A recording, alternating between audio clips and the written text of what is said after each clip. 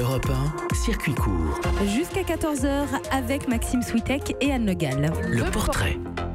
Le portrait d'une personnalité qui change le monde à son échelle. C'est tous les jours avec vous, Cyrielle Ariel.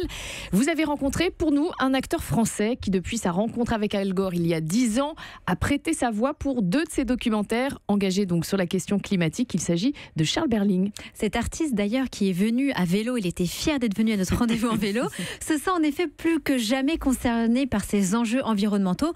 Parce que même si du haut de ses 56 ans, Charles Berling ne fait pas forcément partie de cette génération biberonnée à l'écologie, il y est sensible. Ce fils de marin toulonnais a vite compris que chaque geste de notre quotidien compte pour préserver notre environnement.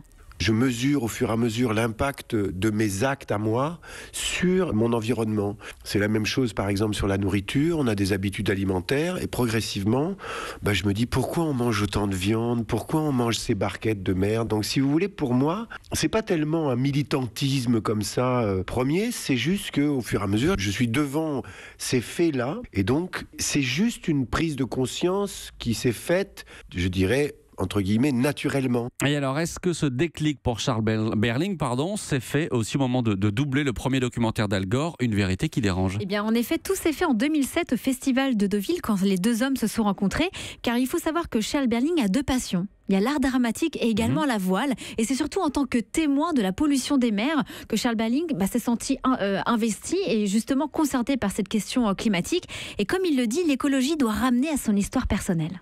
En 2007, ce qui m'avait frappé et ce qui m'avait ramené à ma propre histoire sur ce que je pouvais vivre moi-même à Toulon, à l'île de Porquerolles, où je voyais des choses se dégrader. Et donc, il avait un rapport dans ce premier film au temps qui était extrêmement intéressant. Et en plus, un rapport au temps qui reste à l'échelle humaine, c'est-à-dire c'est 30, 40, 50 ans, mais c'est pas beaucoup à l'échelle du monde. Et pourtant, déjà ma génération, on peut mesurer les choses. Et du coup, ça fait une 50aine d'années que je vois ça.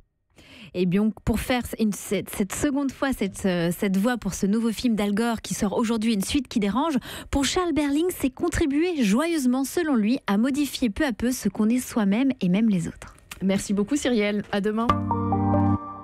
Europe